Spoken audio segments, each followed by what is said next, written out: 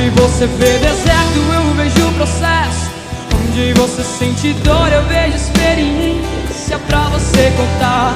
Quando lá chegar, quando lá chegar, você só enxerga perda, mas é livramento. Porque antes do alívio tem o sofrimento. Não permita. Rio de Janeiro, levanta suas mãos lá no alto e declare comigo. Eu quero ouvir a sua voz. Diga!